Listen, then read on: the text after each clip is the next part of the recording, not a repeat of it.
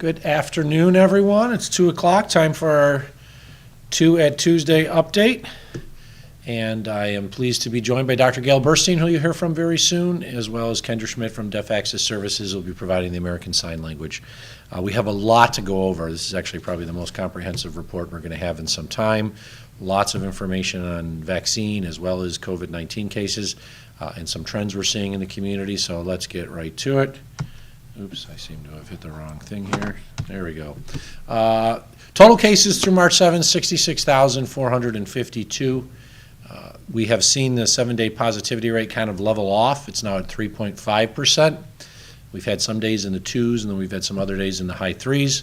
So the positivity rate has dropped as it was a month ago, but it's pretty much leveled off as it was the last few weeks. Hospitalizations continue to drop. 146 patients were in hospitals across Western New York with COVID-19, 32 of them in the ICU. 121 patients were in Erie County hospitals, 27 of them were in the ICU, 19 on an airway assist. Unfortunately, 2 died on March 7th, and 42% of patients were under the age of 64 and under, I should say. So we have seen a drop in hospitalizations. That's a good thing, and we want that to continue, and the best way for that to continue is to see the cases continue to drop. So if you're looking at the case rate, you will see for the last 6 weeks, the end of December, we were at a positivity rate of 5.2%. We are now down to 3.5.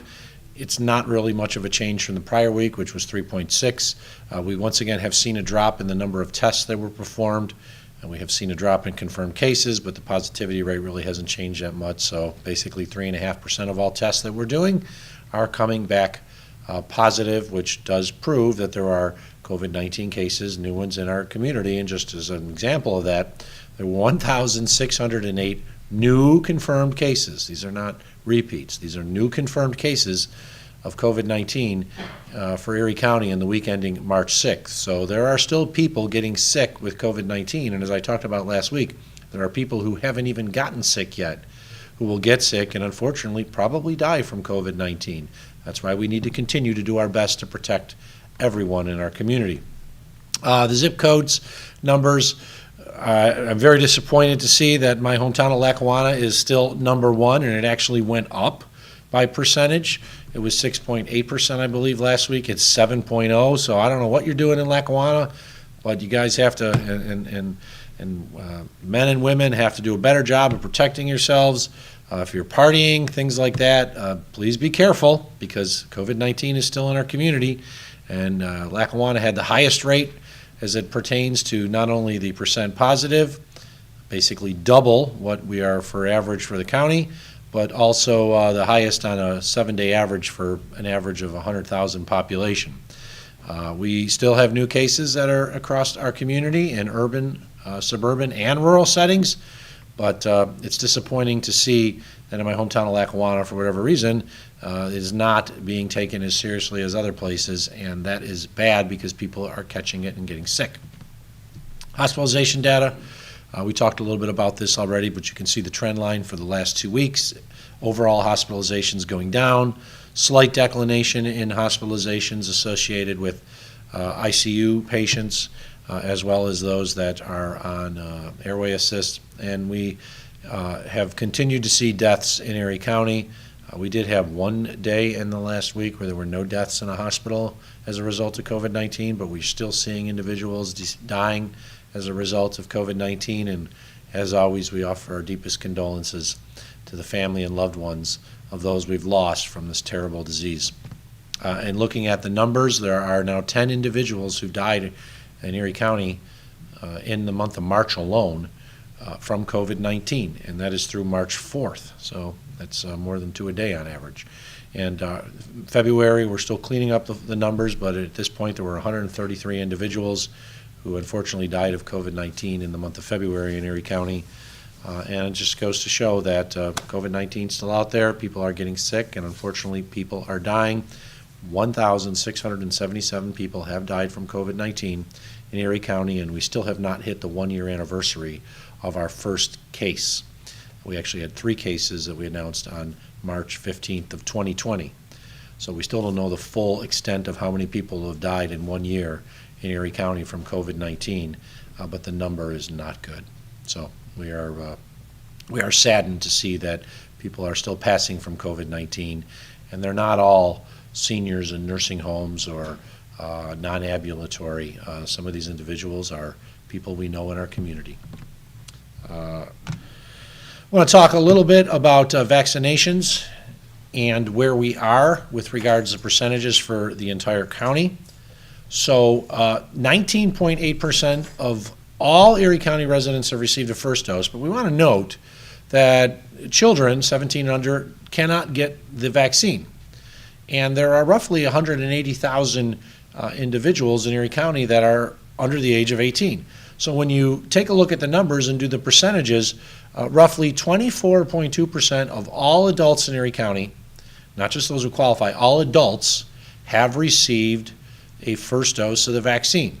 And 9.6% of all residents have received a second dose. They've completed their dosage, and that's 13.5% of all adults. We are just starting to do the first doses of Johnson & Johnson, the Janssen-based that is owned by Johnson & Johnson this week. So we expect to see that second dose actually be the full dosage number increase. But it just goes to show that after everything that's gone on with regards to vaccine delivery and how we are not happy, we wish it was faster, and it's getting better, and we'll talk a little bit about that in a second, that still nearly 25%, or 1 in 4 adults in Erie County, have received the first dose of vaccine at all the sites in Erie County, and if they've gone elsewhere. The Erie County Department of Health has administered 30,782 first dose shots, 20,404 second dose shots, and we'll be administering a couple hundred Johnson & Johnson shots today alone, which are single dose shots. So we are ramping up our numbers. It's good to see, and I think that's also a reason why we are seeing a declination in overall cases as it pertains to COVID-19. The more people we vaccinate, the less people that are at risk for catching it and getting very sick. Now, vaccine allocation, this is important. We've been advised by the New York State Department of Health we'll be receiving 3,710 vaccine doses from New York State for the upcoming week. That is a drop from the more than 7,000 we had last week, but there's a little proviso there. 1,670 of these doses have been determined by New York State. They have to go to essential workers. So those will be the pool of individuals, including teachers, those who work in schools, those that are part of the 1B category listed as essential workers. We feel really good about where we are as it pertains to fire, police, and our NFTA transit workers. We think we've done a very good job working with our partners to vaccinate all those individuals. There may be some people out there still who need it, but the vast majority of them have been vaccinated. So 1,670 doses will be reserved for those associated with the remainder of the essential workers. Comorbidities and those that are the OPWDD, or the New York State Department that deals with those who have developmental disabilities, combined 1,840 doses. So those will go to those that have comorbidities or in the OPWDD pool. And we feel we've done a very good job also of finishing the congregate care settings for OPWDD individuals. So we feel like most of these group homes that you often know about have been taken care of, so that's a good thing. And then we have 200 Janssen, which is the Johnson & Johnson drug, doses that will be allocated in the upcoming week. We've requested another 1,000. We're hoping to receive those, but the adults age 65 plus, we haven't received a separate allocation for. At least notice that we're getting it. We've requested 3,510 doses from the New York State Department of Health for the 65 plus category. Just like last week, they gave us an additional amount for the 65 plus category, and we're vaccinating those people right now. We are hopeful that we'll get the additional 3,510 doses we requested. If not, we're only getting 3,710. A little disappointing to see that, but we're continuing to work the phones, and I'm hoping that in the next 24 to 48 hours we'll get notice that we actually will be getting another 3,500 doses specifically for the 65 plus category. Now, Erie County has multiple vaccine sites. We have multi-day clinics that have been in place for some time now and will continue at SUNY Erie North, SUNY Erie South, and of course opening tomorrow will be the KeyBank Center. But we're also opening up one-day pop-up clinics across the county to serve seniors in their communities. So today, the Erie County Department of Health is running a first dose clinic at the Hamburg Senior Center, in which it is fully booked, and hundreds of seniors will be getting their first dose of vaccine there today. I believe it's the Pfizer vaccine. Thursday, we have a clinic scheduled at the Concord Senior Center, so just outside there in the village of Springville, but the Concord Senior Center will be down at the southern tip of Erie County. Really can't get much south of that unless you're going into Cattaraugus County.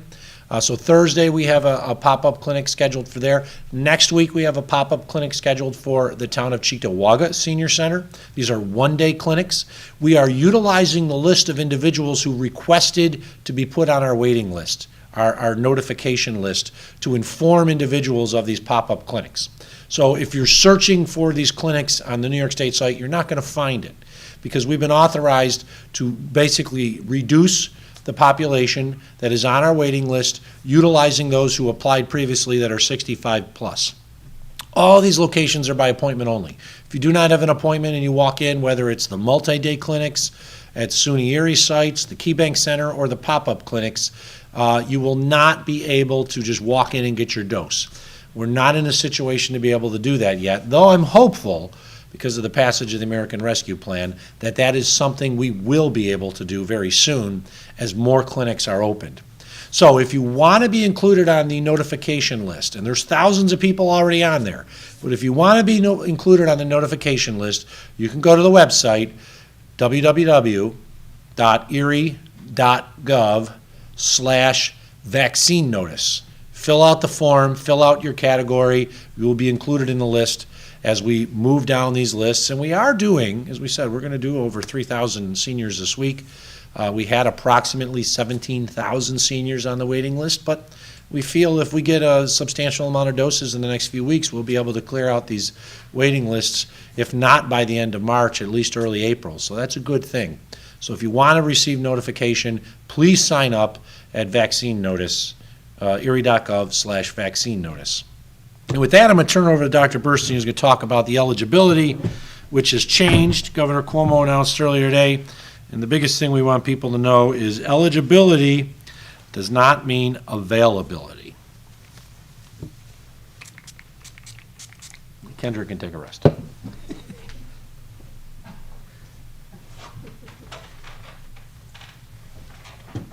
Thank you. So, as the county executive mentioned, the vaccine eligibility does not mean vaccine availability. As Mark mentioned, we're getting less vaccine this week than we did last week. So, the vaccine supply is still tight. We're trying as hard as we can to get it out to the people that need it most, that are the most vulnerable, that could become very ill, or who are very likely to get exposed. But it's going to take some time. So the good news is that the governor has expanded vaccine eligibility, so there'll be more people who will be able to get vaccinated when we do have more doses.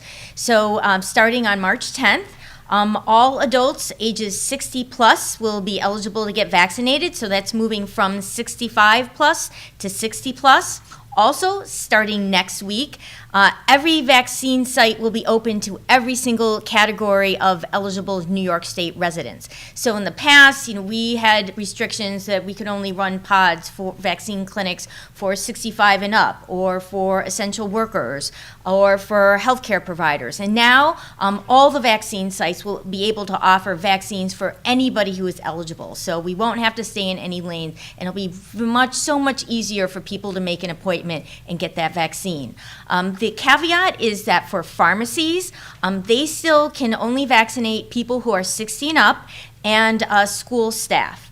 So starting on March 17th, the eligibility will expand even further, that we will be able to vaccinate public-facing employees of nonprofits, public employees, essential workers, and building workers. So remember, these are public-facing workers. So if somebody's working in the back, in accounting, that's not a public-facing worker. So these are the people that are out there getting exposed, doing the hard work that we need done, and we want to protect them. So we're really excited that we're going to be able to offer those individuals vaccine. So this is looking at the vaccine distribution by zip code in Erie County. So this is looking at the proportion of people in each zip code that have received at least one dose as of March 6th. So just let me walk you through this. It's a little bit busy. So the yellow rows correspond to rural areas.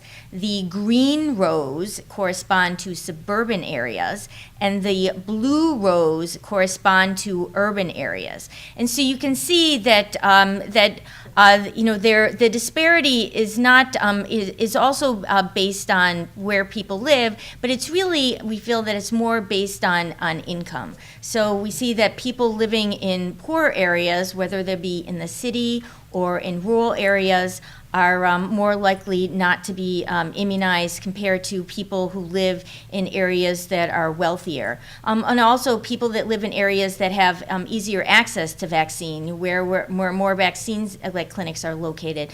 They're also doing a little bit of better job of getting vaccinated. So we are looking at these data, and I think New York State is looking at these data. And in these areas where we're seeing low numbers, we're doing outreach to make sure that people are educated and they're going to want to get the vaccine. And then also we want to make sure that accessibility is not a problem, that they'll have a vaccine clinic near them that they can easily get to, and so they can get vaccinated. So we are looking at these data. So CDC has offered some guidelines for people that are fully vaccinated, so we get a few perks, a few get-out-of-jail cards. People that are fully vaccinated, they can actually gather indoors without a mask with other people that are fully vaccinated. So if you have friends that are, if you're fully vaccinated and your friends are fully vaccinated, you can actually get together and have a dinner party or watch a Sabres game together. If you are fully vaccinated, and you don't have to wear a mask in that instance, so no mask in that instance. Also, if you're fully vaccinated and you want to get together with people who are not fully vaccinated, you do not have to wear a mask if these people are members of a single household. So if you have multiple households in your home and you're vaccinated, and two or more of the household members, different households are not vaccinated, then everybody has to wear a mask. But if you're vaccinated and you only have members of one other household that are not vaccinated, then you do not have to wear a mask. Unless there are people that are in the group that could become severely ill with COVID-19, then we really want to make sure everybody's protected. Also, if you've been exposed to somebody with COVID-19, you do not have to go into quarantine and get tested if you've been fully vaccinated, except if you live in a group setting. If you live in a congregate setting, then we want you to stay away from those other individuals in the congregate setting, just to make sure that we don't spread disease in a congregate setting. So the New York Forward guidelines are also expanding, so we can engage in more social activities that we've really missed. So restaurants, starting March 19th, are going to be open at 75% capacity. Also, as you know, later this month, weddings and large catered gatherings will able to take place. And the Erie County Health Department, we want to work with these venues and the people holding these gatherings to make sure that they're not only fun, and they're safe. So at least 5 days before the event is scheduled, we would like a plan, and you can submit that plan to our Erie County Health Department website at erie.gov/health/event notices. When our sanitarians will review the plan, make sure that everything is ordered and you have what you need to have a safe and fun event. Also, there have been a lot of changes in New York Forward and a lot of changes in the quarantine guidelines and what people can do if they're vaccinated and if they have to wear a mask or not. So we have all that information on our Erie County Health Department website at erie.gov/health. And then we have a COVID-19 website that you can go to that has all that information. So now we're going to talk about what our guidance is for people who are vaccinated and who are exposed to a COVID-19 case and otherwise would have had to go into quarantine. So people who are fully vaccinated or people who've been infected with COVID-19, both in the past 90 days, you have a get out of jail card. You do not have to quarantine if you're exposed to somebody with COVID-19 for up to 90 days since your infection or since your last dose of COVID-19 vaccine. So we feel that we have this window of 90 days, and this is evidence-based. We have good data to show there is good immune protection, either from a natural infection or from the vaccines for 90 days, that you will not get sick if you are exposed to COVID-19. You may get infected. We're hoping that's not true. However, if you do get infected, you will not develop any significant illness. So in that case, if you remain asymptomatic, then you do not need to quarantine in those circumstances. So the guidelines are always changing. We're actually hoping that they're going to extend that 90 days out a little bit. So keep tuning in to our updates, and we'll make sure that you are fully up to date. And we also have all this information on our website. Also, just want to remind people that, even though that we're seeing lower numbers of COVID-19, people are still getting infected. We still do have cases in Erie County. The numbers are going down, and we do still have cases. And our kids are not getting vaccinated, so not everybody is protected. So it's important that if you develop symptoms or if you haven't been vaccinated and you haven't been infected and you have been in contact to somebody with COVID-19, that you know your status. So we recommend that you get a test somewhere. There are many places in Erie County where you can get a test, and you can find that test website on our Erie County website. If you want to call the Erie County Health Department at 858-2929, we can schedule a free test for you. These tests are available to all Erie County residents, regardless of the reason that you want to get tested. We are doing PCR or molecular diagnostic tests. And those results are available in 1 to 3 business days. It's usually after 1 to 2 days. It usually doesn't go 3 days, so we're getting a pretty fast turnaround time. And then we're also offering the point-of-care test or the rapid testing, where, of course, you get the results before you leave the site. It's usually within 30 minutes, so know your status. Just want to give you a couple updates on youth sports. So we've been monitoring cases among youth sports teams, and so far there have, since we started monitoring this on February 1st, we have put 83 teams on pause. So if somebody on the team is infected, in addition to the case investigation and quarantining close contacts, especially because we saw what happened with the Sabres when they played the Blue Devils, we just want everybody to take a pause so nobody gets exposed by somebody who is undiagnosed and doesn't have symptoms, and we don't continue to spread disease. So we're putting teams on pause if somebody on the team does have a case, just for 10 days. Right now, there are 9 teams that are currently on pause, and these are a variety of teams, so of youth sports. So there's hockey, basketball, baseball, softball. There's been bowling. So there is no safe that is completely immune. Just want to remind people that there are things that you can do to decrease your risk of getting infected with COVID-19 when you're participating in these sports. It's really important that kids participate and get healthy, and there are things that we can do to stay healthy while you're participating. So we know that there's transmission in the locker rooms, so if you can, if at all possible, please do not go in the locker room. Limit the locker room. Change outside, change in your car, do whatever you can, but please try not to go into the locker room. Avoid that. Also, if many teams have celebrations and they might travel or they might have parties, but again, please, our youth are not vaccinated yet, so we really want to limit the travel, especially outside of New York State and outside of Western New York and outside the Finger Lakes, and also we really want to limit team social events because we have seen transmission in these social events. Also, everybody's got to monitor really closely for symptoms because if somebody has symptoms, they could have COVID-19, and we don't want to transmit it through to other players on the team or to other teams. And then also, don't play when you're sick. Just remember, want everybody stay well. Just like going to school, everybody's going to stay well. So speaking of schools, these are looking at the number of cases that among students and staff in our K through 12 schools that since we've been monitoring in the beginning of the fall. So I just want to point out that, first of all, look in the past couple weeks, we've still seeing high numbers in the schools. Our numbers now are as high as they were in, earlier in the fall and the latter part of the winter. So we are still seeing cases in schools. We're doing everything we can to limit transmission in the classroom.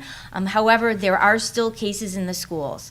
And then just also to point out that even though teachers are able to get vaccinated, we're still seeing a higher proportion of school staff and teachers that are infected compared to the proportion of staff in the school. So, staff, please, think about staying safe, limiting in-person meetings, don't hang out together in the break room. That's where we're seeing transmission. We have been working with one school recently that has had an outbreak in the school. The St. Benedict School in Amherst, New York, has had 9 cases in 3 different classrooms in a very short time period. So we're considering this an outbreak in the entire school because it's affecting more than one classroom. We've recommended to the school on a couple different occasions, on March 5th and March 8th, that the school take a 10-day pause from in-person learning and go to complete virtual learning. The schools decided not to do that. So we just want to alert Erie County residents, especially families that send kids to the school. So you want to make sure that you monitor for symptoms, and if anybody does develop symptoms, please get tested. And that's not only for the students, because students can have asymptomatic infections, but also for the family members of the students and the staff. So we just want to alert Erie County residents that this could be a problem, and we just don't want it to grow even more. And we're making sure that everybody is aware.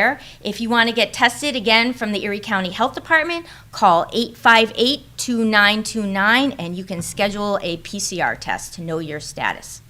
So there have been a lot of changes with youth sports, with the rules and regulations, and with tournament rules and regulations and what is permitted. So we want everybody to be informed. So we're going to be holding a webinar for youth sport coaches and staff on March 16th at 6:30 p.m. So we are going to review the recommended safety measures for tournaments.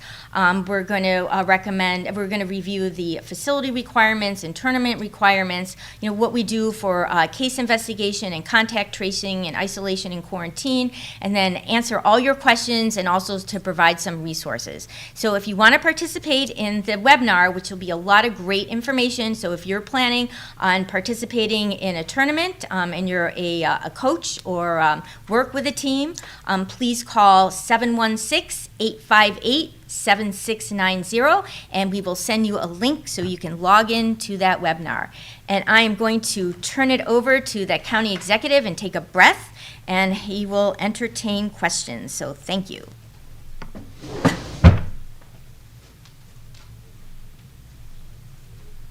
We have to make a slight change because there's actually an addition. So we're just putting in a new presentation at this point to include information on the American Rescue Plan. But I did want to note we have some individuals in our community who are saying we should just open schools up totally. We are following the CDC standard, the New York State Department of Health standard, and it's New York State and the New York State Education Department that makes determinations as to what the standard is going to be in schools. It's right now 6 feet break, and as was just noted by Dr. Burstein, there is an issue such to the point that our Erie County Department of Health recommended the St. Benedict School in Amherst that they should shut down all in-person activity for 10 days. They have elected not to do that. So we felt it was important that we let the parents, the teachers, the other school staff who may not know about the cases at St. Benedict's to know what is going on so that they can make an informed decision as to whether or not they send their children, or for that matter, the employees report if they feel that they're at risk. It's very important that we get this information out to the public. Earlier this year, we had an issue at St. Francis, and they agreed they would shut down for 10 days, and we believe that stemmed the tide in that school, such that the number of cases reported from St. Francis dropped after the pause period was put in place. And we thank the St. Francis family for doing that. We would hope the St. Benedict's family would do the same thing. I want to talk a little bit about the American Rescue Plan and the impact it will have in Erie County. Of course, it was originally passed by the House. There were some minor modifications, but passed on the number, 50 votes, by the Senate over the weekend, or this past few days, and Senator Schumer was in town this week talking about the impact that we will have. Erie County will receive $178 million over what is a 4-year period, though. It's going to be split in 2 different payments, split in half. The city of Buffalo will receive $350 million, once again, to be used over a 4-year period to cover shortfalls and other related expenditures. And then towns, cities, and villages will receive millions as well. Our schools will receive aid. And as Senator noted today, the goal is to get every school back open with every student in the classroom no later than September. So for the next school year, everyone would be back in. And we hope by the end of this school year, everyone would be, though we know that probably isn't going to be the case, at least in all districts. And there's funding for childcare and to help New York families. There will be direct aid to municipality. It can't be just spent on anything. You know, people are like, oh, you guys are going to go on a crazy spending spree. Well, it can't. Costs, of course, associated with responding to COVID-19, the public health emergency, as well as negative economic impacts. So we lost substantial revenue like others did when sales taxes went down. We can use that to offset the revenue losses caused by the COVID-19 emergency. And we can do necessary investments in areas addressing health and wellness. So we're going to create, I shouldn't say create, we're going to invest in the Live Well Erie plan like we had planned, but we had to cut because we want to increase people's long-term life expectancy. We want to be able to reduce poverty in our community. So we're going to be able to invest in the Live Well Erie plan. We're also going to invest in ErieNet. The plan allows us to invest in water, sewer, and other sewer broadband infrastructure. So it is our intention to move ahead with the ErieNet plan to put a 360-mile plus high-speed broadband middle mile network across Erie County into every community, so there'll be no more excuses that it's too difficult for these final mile providers to put fiber right to a house or a business. It won't be after we implement ErieNet, and we are going to be able to pay for all of ErieNet using assistance from the American Rescue Plan. Because as we've learned, if you don't have high-speed internet, if you don't have high-speed broadband, when we shut down basically the community, you're left behind. Families were left behind. They had difficulty having their children attend virtual sessions. We need that high-speed broadband, and we're going to get it now with ErieNet. We're going to invest to address the social determinants of health with the Live Well Erie plan so that we can address the health inequities that exist in our community. We can do that under the American Rescue Plan. The American Rescue Plan is not just for governments. Of course, there's going to be assistance, an extension of the PPP program for small businesses, assistance for restaurants that have been put at risk. They're going to be able to get what's basically a 6-month grant, not a loan, a grant from the federal government. And then individuals are receiving a substantial amount of assistance. If you are an individual, you earn up to $75,000 or a couple up to $150,000, you will receive a full direct payment coming very soon from the federal government of $1,400 per person. So if you're a couple, you make $120,000 combined, you're going to get $2,800 from the federal government to help stimulate the economy and pay for your expenses. If you're late on rent, you can pay for rent now.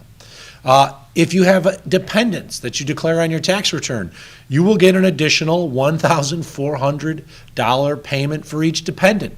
So for some families, this is going to be a substantial amount of money that they can use to pay for their expenses, to pay for child care, to help them if they're behind in their mortgage, to assist them in stimulating our economy. If you are unemployed, federal unemployment benefits will remain at the $300 per week, but will be extended through September 6th.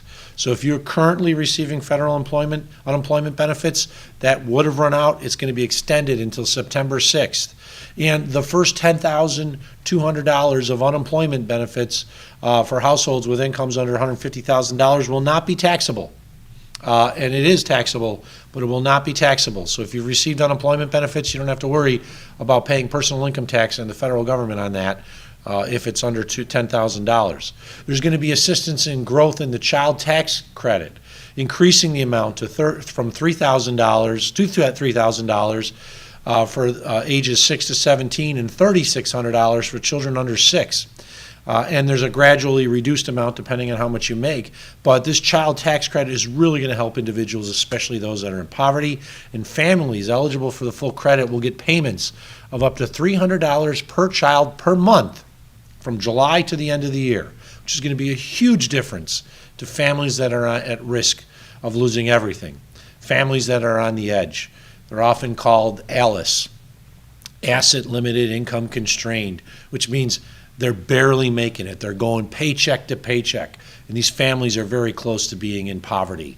Well, the federal government is coming because at a time of need, you need the federal government to step up to the plate, and they need to swing for the fences, and they need to hit the ball, and they got to hit it over the fence. And that's what they did with the American Rescue Plan. They hit a grand slam for the people of America, for the businesses of America, for those in government so that we can provide services that are so desperately needed without having to raise property taxes. And we are not allowed to raise property taxes just because we got the American Rescue Plan funds. So there's guardrails in place to ensure that we're not raising property taxes to bring back these jobs, but we're paying for it with the federal assistance. Senator Schumer was in town today. He is the majority leader of the U.S. Senate, and he got this deal done. President Biden specifically noted how difficult this was, but Senator Schumer got it done. This bill would not have passed without the great support of our senior senator, Senator Chuck Schumer. I had the privilege to join him here today at Manna's Restaurant in Buffalo as we talked about the American Rescue Plan, the impact it would have for restaurants and other individuals. Restaurants, as we noted, will be getting assistance. He knew it was important to help our restaurant industry, our hospitality industry, and they will be getting assistance.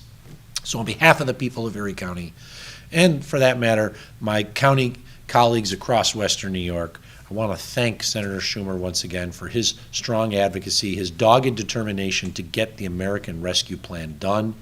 It wasn't easy, but as a result, not only are we going to be able to address the COVID-19 pandemic and ensure that every American is vaccinated who wants to be vaccinated in a very short period of time, but we're going to be able to address the economic distress that was caused by COVID-19, the worst economic conditions that our country has seen since the Great Depression.